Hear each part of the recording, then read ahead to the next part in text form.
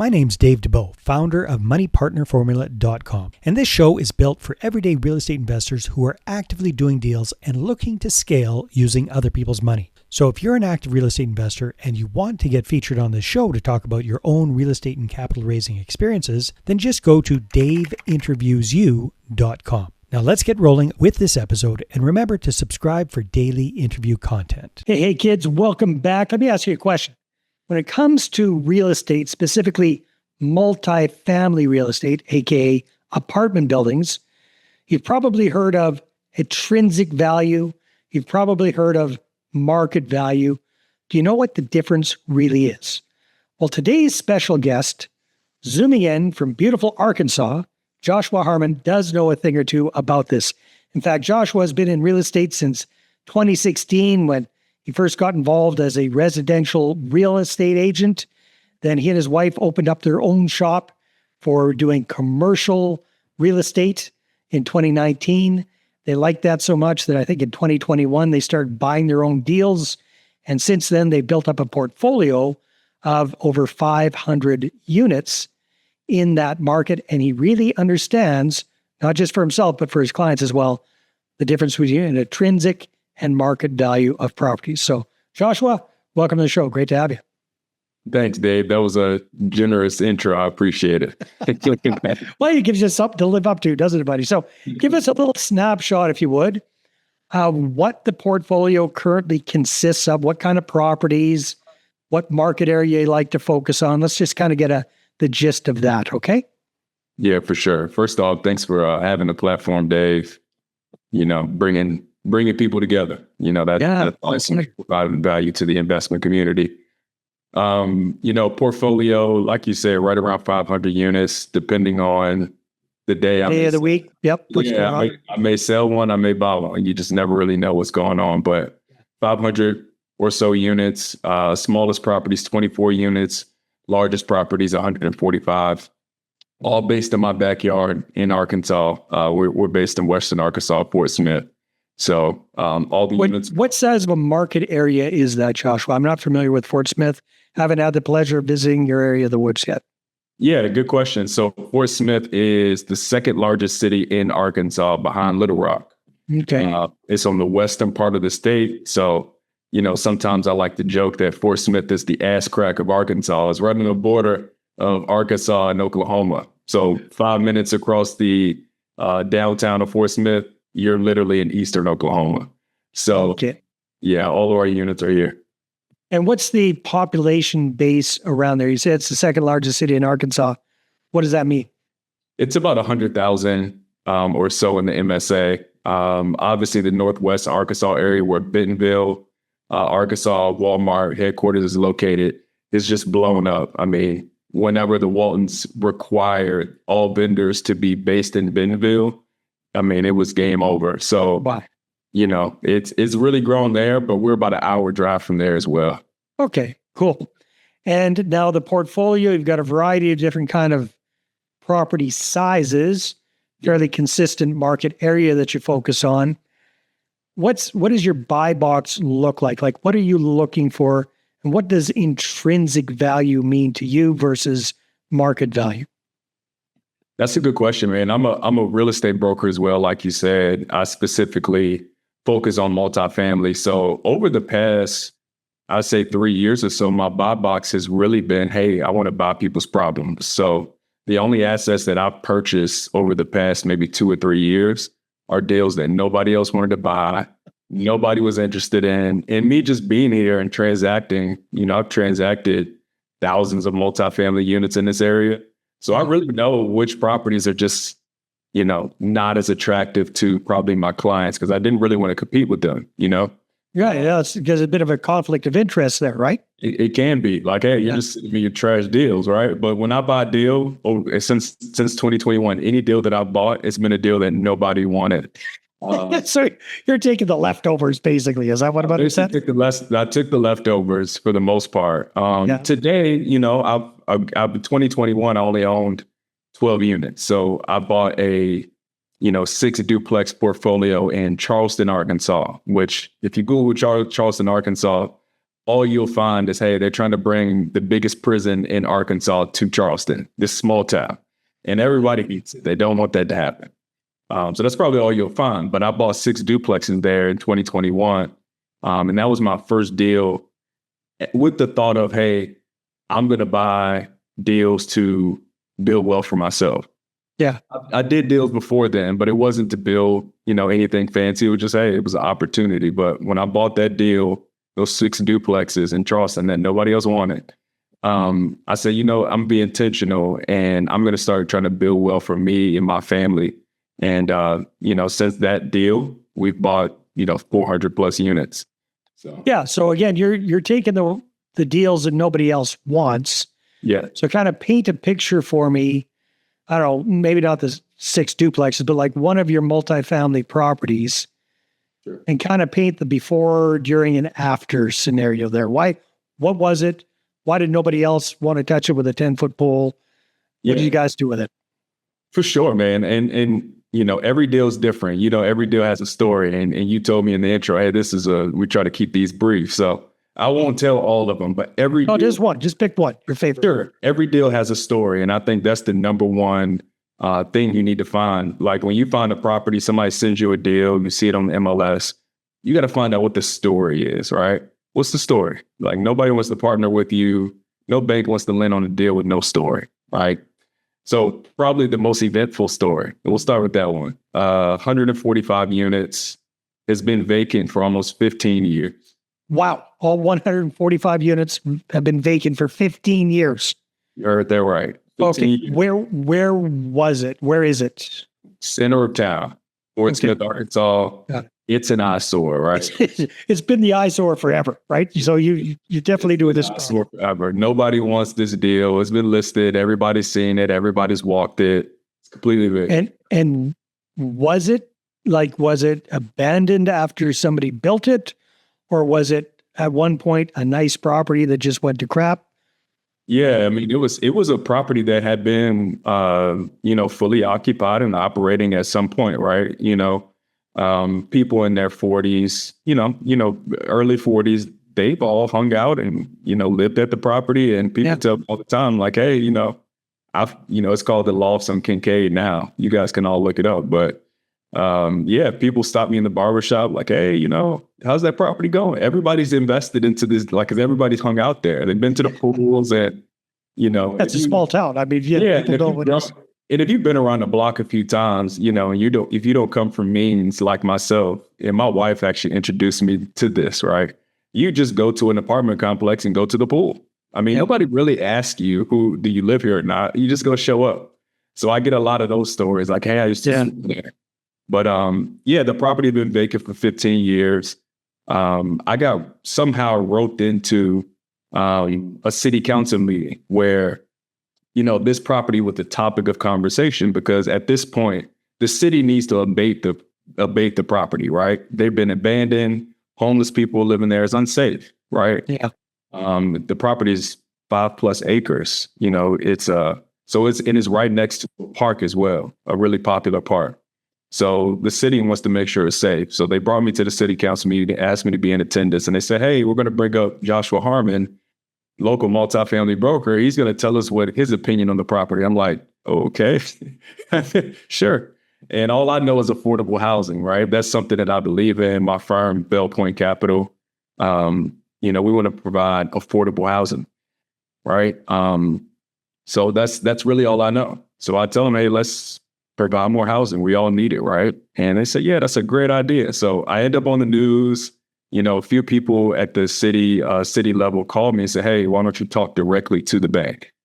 So I get on the phone with the bank, and long story short. So who owns it at this point? The city? We do. No, sorry. At the point that you're talking about, who owns it? Private owner that has warrants in the town, for past due taxes, all different things, right? They can't get anything done with this specific person. They've become property. So the city puts me into contact with the bank, and after a lot of conversations, showing up to closing and the bank saying, never mind, we don't want to sell it. A bunch of different things happen, within a couple months, we own the property in cash. And that was 2023. Since then, So if you don't mind sharing, how much did you pay for that thing? we paid $800,000 for it cash. For 145 Yeah. nightmare vacant units. Okay. Yeah. Yeah. And it sounds great once you're on the other side of it, but at the moment it's like, just give it to us for free, you know? Because like it's pretty bad, but there's loan balances and, you know, the bank has to back taxes and all that kind of stuff. God. Right. We had to pay for the abatement notice with the city. So, you know, we had to pay. Hey there, if you're a capital raiser, a syndicator, or a fund manager, and you're looking for a steady flow of incoming accredited investor leads, then go ahead, grab a free copy of my new book, How to Get 20 Accredited Investor Meetings Every Month Without Cold Calling, Networking, or Chasing People. You can get that at 20accreditedinvestorsbook.com. Again, that's the number 20accreditedinvestorsbook.com. Okay, so you got this thing. What did you have to do to make it livable again? Oh, man. Well, first you got to deal with, and you see this all over the news about how hard it is to build in municipalities and, you know, all the red tape you have to go through. And it's true, you know, and it's a reason for it, right? You want housing to be safe. Yeah. You want people to run through, but you want every developer, every builder, every investor to go through the same process so that it's systematized. And we know that when we get to the end of a project, it's safe and habitable for the residents. So, you know, we went through all of that, right? We had to put in fire hydrants, you know, we had to have multiple meetings with the city and, hey, you didn't do this right and you need to redo this. And it was hard, man. But to be honest, once we got through all of that preliminary work, you know, that took us about 2 years, right? So mid 2025, and we opened our project pretty much as soon as we got through all the red tape with the city. It just started to flow, right? So we did it in 4 phases. And we're already done with the first 3 phases within the past year. So it took us 2 years to get to the point where we have the momentum. And now we're on phase 3. We're finishing up phase 4. We'll be done with the project before the end of the year. So how much of it is occupied now at this particular time? So the first 3 phases are occupied. If I had to guess, it's about 80 plus units. In the first 3 phases. I don't really have the amount of units right in front of me, but the first phase had 42 units. And when we opened, like, hey, we got our certificate of occupancy, we were already pre-leased the whole first phase. Yeah. So people love it. So we're excited about it. Congratulations. Yeah. So how did you finance this particular project, Joshua? Did you just use your own funds? Did you bring on investors? Did you partner with the community? Did the bank help you out? How did that side of things look? Yeah, now I used to joke with these guys that I walked the property with 2 years before we bought it. I said, this is like Jurassic Park. And that's what it looked like, Jurassic Park. It's just trees everywhere, but you know. So it was hard to get financing initially, right? The group that I brought it to had been in conversation with me as a broker to broker it to them, broker the deal directly to them for about 2 years prior to us buying it as partners. But they knew that I had a lot of connections at the city level. Obviously, right? If the city brought the deal directly to me, and we talked with the bank and got the deal done. So, you know, they felt a great need to bring me into the deal, which I appreciated. And, you know, we did a JV partnership with 3 of us, bought the property cash, paid off the taxes, the abatement notice. And then we had to go to a community bank to actually finance all the work, right? Yeah. You know, it needed. Well, you know, the bank saw that you had skin in the game. Yeah. That you guys are serious. So, okay, that makes sense. For sure. Very, very. I can only imagine once all 4 phases are done, what the increased value of that property is going to be now that it's fully leased. So that's going to be a feather in your cap. That's for sure. So Joshua, the other thing I noticed about you is that you wear a lot of hats. So you've got your brokerage going on. You're helping other people buy and sell multifamily properties in and around your area. You've got your own portfolio. You're finding partners, raising capital for your own deals, but you're also vertically integrated. So I think you do your own property management and maintenance and things like that. Am I correct in saying that? No, that's correct. I do wear a lot of hats, and you know what I found over the past, maybe 2 years or so is, hey, there's some high producing people in this world. Like they can do a lot of things. And I feel like I'm one of those people, but even if you are, there is a limit to how productive you will be in each one of those buckets. So Yeah. as of February 1st of this year, 2026, I no longer do property management. We only managed our properties because I saw that my brokerage business wasn't hitting some of the goals that I needed to hit. So, you have to pick what, and I think a lot of people get so caught up in the analysis paralysis and, how am I going to make this work? I go for it, right? Ready, fire, aim, I go, and then I figure it out. And I get a lot of opinions along the way. My wife's telling me, you need to stop doing this. And I'm like, yeah, but I have to try it. And you get to learn a few things along the way. So now you definitely understand what's involved with property management. Yeah. And you've got a good idea of how you could manage the managers, but you don't have to deal with those 500 tenants all by yourself. Exactly. So all third party managed now. And like you said, I've learned some tricks on property management, right? So if I see that, retention is slipping, I know to look at, have you been completing maintenance within 48 hours? Have you been responding within 24 hours, right? When you say that, hey, we had 5 people move out this month. Well, when did you send the renewal offer? Well, we don't do renewal offers. Well, what do you mean you don't do renewal offers? You just let everybody go month to month? Yeah. And I'm like, that's not a good strategy. Don't do that at our property, right? So I know what to ask now because I've been in the service business with property management for a couple of years, and it was helpful. That's good. That's awesome. So as we're right now at the beginning of 2026, what do you see coming down the pipeline for you this year as far as you're growing your own portfolio? That's a good question. So as far as the portfolio is concerned, I used to have unit count goals, like, hey, I own about 100 units. And man, I've had those goals since 2016. And, even before that. And, I just don't have those goals anymore. My goal now is to do more conversations like this, right? Meet more people, the quality of what I have rather than quantity. So, I have criteria, right? I want to buy a property where I can have on-site management. I want to have the best managers in town at my properties, right? That's number one for me. If I can't have the best managers in town at my properties, I'm not really interested, right? So I want to have scale. I want to do different things, but, I have my criteria, but it has to be quality though, right? Quality partners, quality asset. And it's got to be something that I'd be willing to hold on to forever if I had to, So are you kind of moving away from the value add properties now? No, man, I still like value add. Like you said with the big project, is like when you get to the end of it, you get to look at, hey, this is how much money I have into it. And this is what I think the intrinsic value is. And I think value add gives you the best opportunity to have that spread, right? So I love value add, but if I'm not going to buy value add, if I can't turn it into something that I'd be willing to put my name on.